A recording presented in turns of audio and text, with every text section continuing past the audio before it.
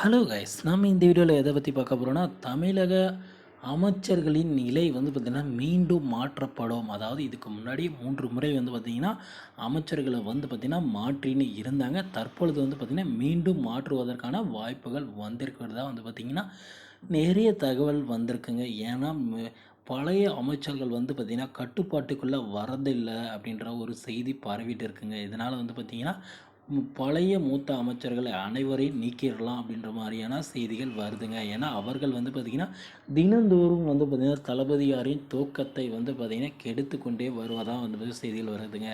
இதனால் வந்து பார்த்திங்கன்னா துரைமுருகன், நேரு போன்றவர்கள்லாம் வந்து பார்த்திங்கன்னா கட்சியை விட்டு நீக்காமல் அமைச்சர் பதவியை மட்டும் ரிட்டர்ன் பண்ணுறது மாதிரியான வாய்ப்புகள் இருக்குங்க. ஏற்கனவே ஆவடி நாசரை தூக்கினாங்க.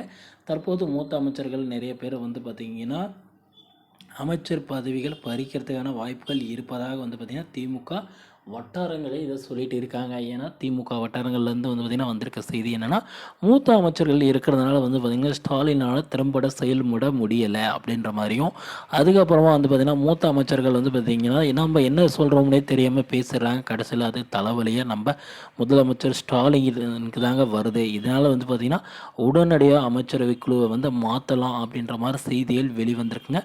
அவ்வாறு மாற்றினாங்க அப்படின்னா கண்டிப்பாக பல்வேறான மாறுபாடுகள் இருக்கும் அப்படின்ற மாதிரி சொல்லியிருக்காங்க. ஏன்னா திமுகவில் வந்து பார்த்திங்கன்னா ஒரு 2 ஆண்டுகள் முடிந்தும் வந்து பார்த்திங்கன்னா நிலையான ஒரு அமைச்சரவையை வந்து பார்த்திங்கன்னா திமுகவால் கொடுக்க முடியல அப்படின்ற மாதிரி தாங்க செய்திகள் வருது. இதுக்கு முன்னாடியே 3 முறை, ஏன்னா லாஸ்ட் டைம் கூட 2 பேரை மாற்றிருந்தாங்க. அதாவது பிடிஆர் பழனிவேல் தியாகராஜனை வந்து பார்த்திங்கன்னா நிதி அமைச்சரை வந்து தூக்கிட்டு அதுக்கப்புறம் வந்து பார்த்திங்கன்னா தங்கம் தென்னரசை போட்டிருந்தாங்க.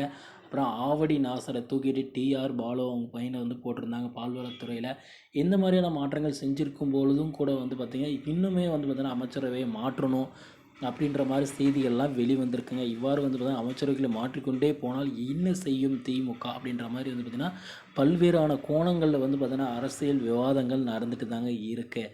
இனிமே பார்க்கலாங்க. 2023 மீண்டும் ஒரு முறை வந்து பார்த்திங்கன்னா அமைச்சரவை கூட்டம் வந்து பார்த்திங்கன்னா மாற்றப்படுமா, அமைச்சர்கள் மாற்றப்படுவார்களா, நீக்கப்படுவார்களா அப்படின்னு ஸ்டாலின் ஜப்பானிலிருந்து வந்த பிறகு அதிரடியான முடிவுகள் எடுக்கப்படும். மூத்த அமைச்சர்கள் நிறைய பேர் வந்து பார்த்திங்கன்னா நீக்கப்படுவதற்கான வாய்ப்புகள் இருப்பதாக வந்து பார்த்திங்கன்னா செய்திகள் வெளியாகிட்டே இருக்குங்க.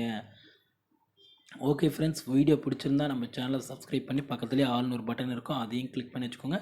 அப்போ தான் நான் போடக்கூடிய ஒவ்வொரு வீடியோவும் உங்கள் மொபைலுக்கு நோட்டிஃபிகேஷனாக வரும் ஃப்ரெண்ட்ஸ். தேங்க்யூ.